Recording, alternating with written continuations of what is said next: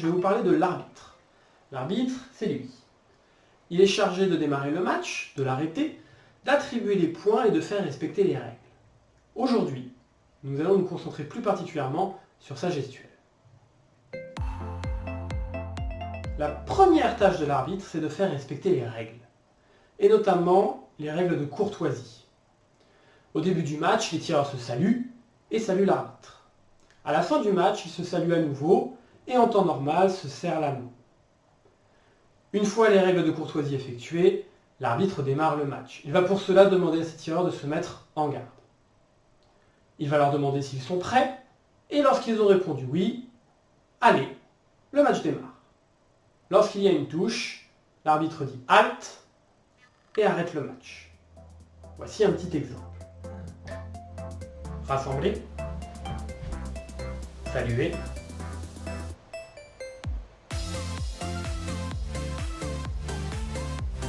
en garde.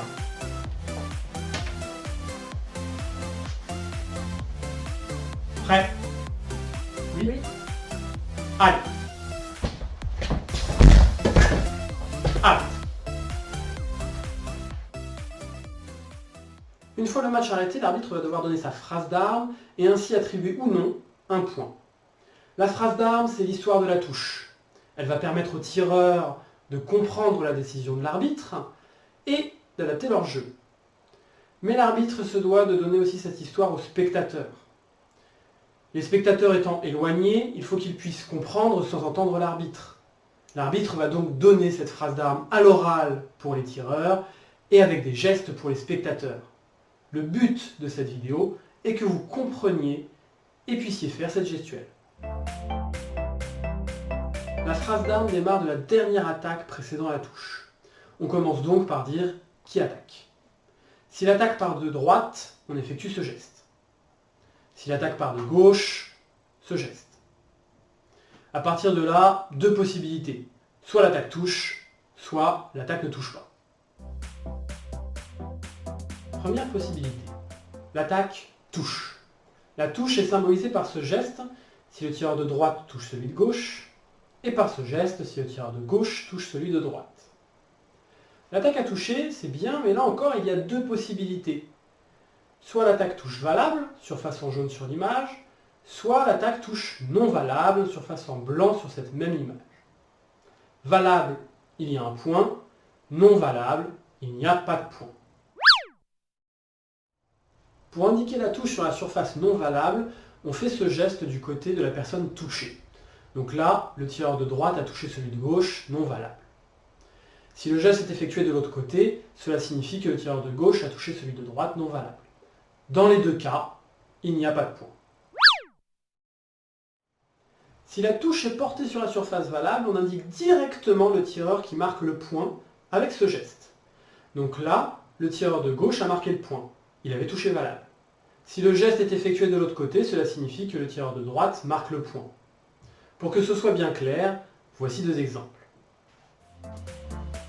L'attaque de gauche, touche, point. L'attaque de droite, touche, non valable. Nous avons vu toutes les possibilités où l'attaque touche. Regardons maintenant celle où elle ne touche pas. Deuxième possibilité, l'attaque ne touche pas. Hormis les problèmes matériels, il y a trois raisons possibles pour lesquelles une attaque ne touche pas. La première, l'attaquant rate la cible. La deuxième, l'attaqué se défend avec les jambes. La troisième, l'attaqué se défend avec son arme, il effectue une parade. Dans les cas 1 et 2, on va considérer que l'attaque est tombée dans le vide, elle n'a pas touché, cela est représenté par ce geste, si l'attaque vient de droite et ne touche pas le tireur de gauche, et ce geste, si l'attaque vient de gauche et ne touche pas le tireur de droite. Dans le cas 3, on effectue la parade avec ce geste, si c'est le tireur de gauche qui se défend, et avec ce geste, si c'est le tireur de droite qui effectue la parade. Pour illustrer tous les cas où l'attaque ne touche pas, voici deux exemples. Le premier pour les cas 1 et 2, le deuxième pour le cas 3. L'attaque de gauche, non. La contre-attaque de droite, touche, point. L'attaque de droite, elle est parée, la riposte touche, point. Avec ceci, vous connaissez tous les gestes basiques de l'arbitrage. Mais l'un des gestes que nous venons de voir a plusieurs utilisations. Ce geste, comme nous l'avons vu, symbolise l'attaque, mais il symbolise aussi plus largement la prise ou reprise d'initiative offensive. La prise d'initiative offensive peut être l'attaque, la contre-attaque ou la remise. La contre-attaque, c'est le fait d'attaquer votre adversaire alors que celui-ci est déjà en train de vous attaquer. Exemple. Vous allez voir que le tireur de gauche part en premier, c'est lui qui attaque. Celui de droite touche sans se défendre, il est en retard au départ de l'action, il effectue donc une contre-attaque.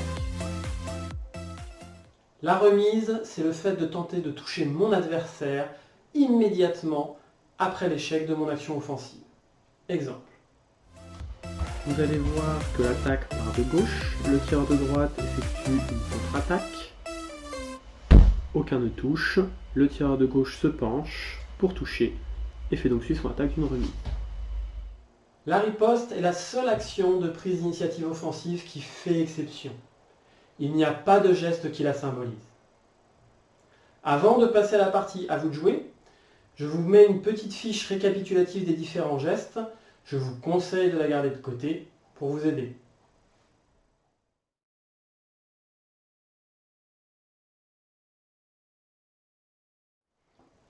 Aujourd'hui, deux objectifs. Le premier, que vous soyez capable d'associer la gestuelle à la phrase d'arme.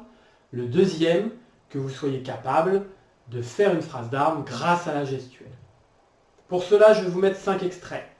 Dans les 3 premiers, il va falloir trouver les bons gestes et les mettre dans le bon ordre grâce à la phrase d'arme que je vous donnerai. Dans les 2 derniers extraits, je ne vous donne pas la phrase d'arme, à vous de la faire en remettant les bons gestes dans le bon ordre.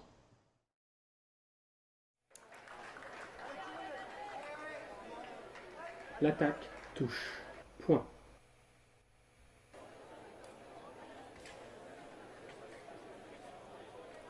L'attaque est parée, la riposte touche non valable.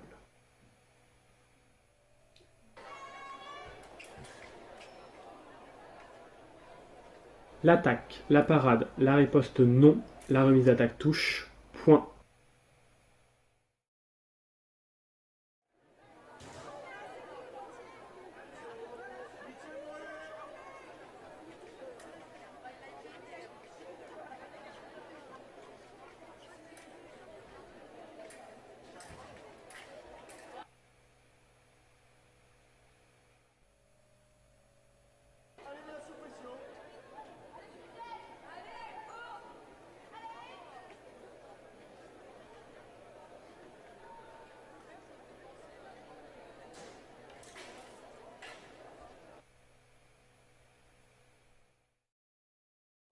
J'espère que cette vidéo vous a plu.